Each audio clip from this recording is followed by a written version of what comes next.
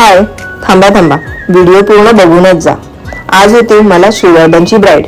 ब्राईडने हार गजरे हे सगळे महाडला ऑर्डर केले होते आणि मला रिक्वेस्ट केली होती की येताना ते पिकअप करायचे. मी हारवाल्यांकडे पोहोचले. मी गेल्यानंतर अर्ध्या तासानंतर ते तिकडे आले. त्यानंतर त्यांचं पॅकिंग वगैरे चालू झालं. मला नुसता टाइमपास झाला. अर्धा पाऊण तास माझा तिथे वाया गेला. मला ब्राईडकडे लवकर पोहोचायचं होतं कारण की ब्राईडचा जो लग्नाचा मुहूर्त 11:15चा होता. लोकेशनला पोहोचलो. ही आहे आजची ब्राईड प्रतीक्षा. तिला भयंकर स्वेटिंग होत होतं. मग काय तिला फेसवरती आईस क्यूब लावायला सांगितलं आणि मेकअपला घेतलं आणि लाईट गेली. मग बेनिटी उचलला आणि परसावनात येऊन मेकअप करायला स्टार्ट केला.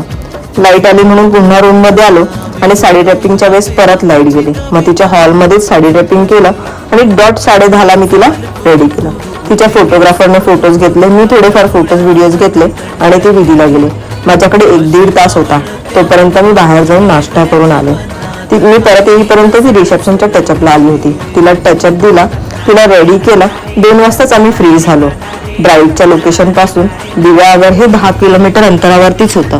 मग काय आम्ही निघालो दिव्याआगरला. तिथे बाप्पाचं दर्शन घेतलं. समोरच एक छोट्याशा स्टॉलमध्ये मोदक होते आणि गरमागरम मोदक खाल्ले.